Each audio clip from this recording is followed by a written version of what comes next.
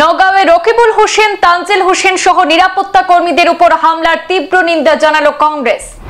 আক্রমণের বিরুদ্ধে আগামীকাল রাজ্য জুড়ে প্রতিবাদী কার্যসূচির ডাক দিয়েছে কংগ্রেস। ঘটনায় জড়িত দোষীদের শনাক্ত করে উপযুক্ত শাস্তির দাবিতে রাজ্যের প্রতিটি এসপি অফিস ঘেরাও এবং ধর্ণা কর্মসূচি পালন করা হবে, জানালেন প্রদেশ কংগ্রেস সভাপতি ভূপেন বরা।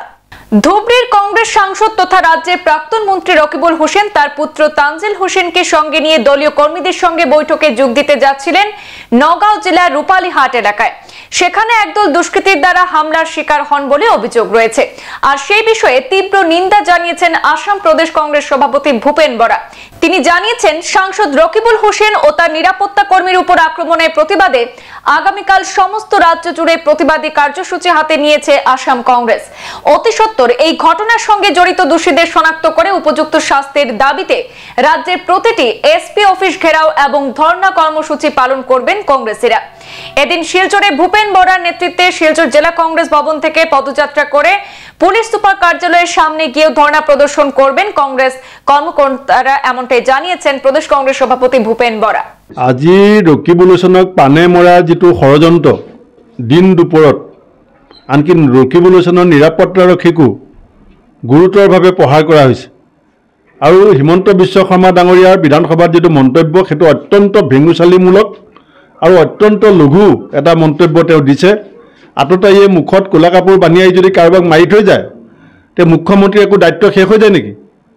আৰু বাৰে বাৰে আমি কৈ আছিলোঁ যে আমাৰ নেতাসকলৰ নিৰাপত্তা সুনিশ্চিত কৰিব লাগে, কিন্তু তেওঁ হিমন্ত বিশ্ব শৰ্মাক গৃহ বিভাগৰ দায়িত্বত থকাৰ সময়ত এইটো প্ৰথম আক্ৰমণ নহয়, ইয়াৰ আগতে মোৰ ওপৰতো আক্ৰমণ হৈছে, আজি ৰকিবুল হোসেন ডাঙৰীয়াৰ ওপৰত আক্ৰমণ হৈছে।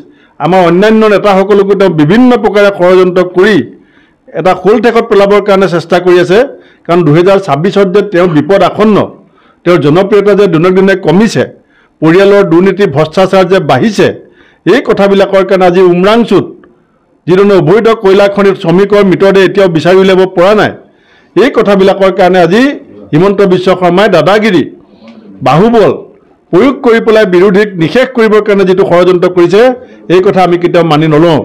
আৰু মই মুখ্যমন্ত্ৰীক জনাই দিছোঁ যে আপুনি যদি ভাবিছে যে প্ৰতিৰোধ গঢ়ি পেলাই আমাক ৰখাব, প্ৰতিৰোধ আপোনাৰ যিমান শক্তিশালী হ'ব কংগ্ৰেছৰ গতি তাতকৈ দুগুণ হ'ব। আৰু কালিলৈ নগাঁও জিলা কংগ্ৰেছক ইতিমধ্যে মই নিৰ্দেশ দিছোঁ, এছপি অফিচ নগাঁৱত কালিলৈ ঘেৰাও কৰা হ'ব জিলা কংগ্ৰেছৰ নেতৃত্বত, আৰু জিলাই জিলাই এছপি কাৰ্যালয়ত গৈ আমাৰ দলীয় কৰ্মীসকলে প্ৰতিবাদ কৰিব আৰু ৰাজ্যপাললৈ এখন স্মাৰকপত্ৰ প্ৰদান কৰিব। সংবাদ এই পৰ্যন্তই, ফিৰছি পৰবৰ্তী অন্যান্য আপডেট নিয়ে। ধন্যবাদ।